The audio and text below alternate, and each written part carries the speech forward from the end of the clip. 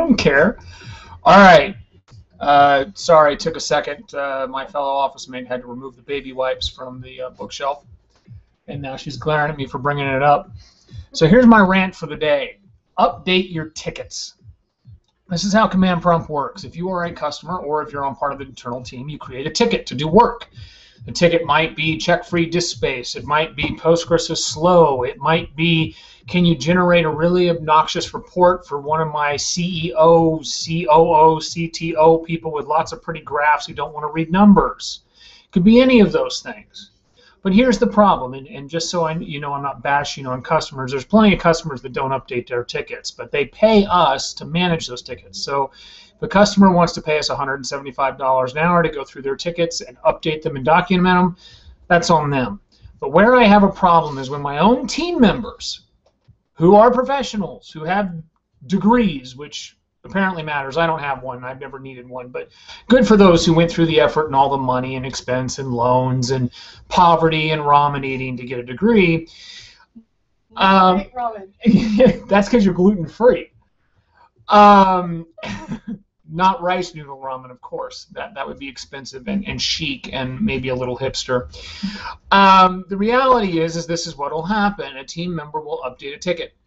Or we'll create a ticket, say software updates report. We need to create an updates report for a customer because we want to make sure that the updates are up to date, security, patches, whatever. And the ticket will be open for 5 months. And I'll go back through because I've had a day where the boss is bored and I've decided to start looking into what my team is doing instead of actually doing billables. And I'll find this 5-month-old ticket, and I'll say, WTF? Why do we have a 5-month-old ticket? This is not taking care of our customers. We pride ourselves on taking care of our customers. This is why we charge them. And I will have Amanda, who you can't see. Here, let's see if you can see her. Is she over there? There she is. There she is. I will have Amanda follow up with the team member and say, yo, JD wants to know WTF on this ticket. And the team member will say, well, it's done. Well, if it's done, why is it open? Team member responds, well, it's not perfect. What do you mean it's not perfect? Nothing's perfect. He goes, well, I wanted to make sure that everything was accurate, blah, blah, blah. Well, that's great. I think it's wonderful that when team members want to do a quality job. Here's the problem. A ticket has been open for 5 months without an update, which means you didn't do the work. It doesn't matter that you did the work. The fact is it's not documented, therefore it's not done.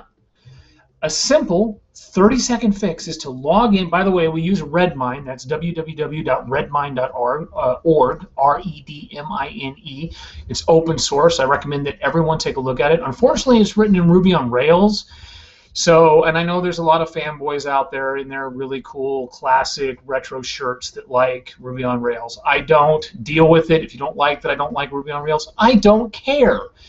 The software itself is actually very good. It's much better than Trac, TRAC, which is what we used to use previously, and we really enjoy it. We're able to work with it a lot. But long story short, how hard is it to log into Redmine and say, oh, I have this ticket.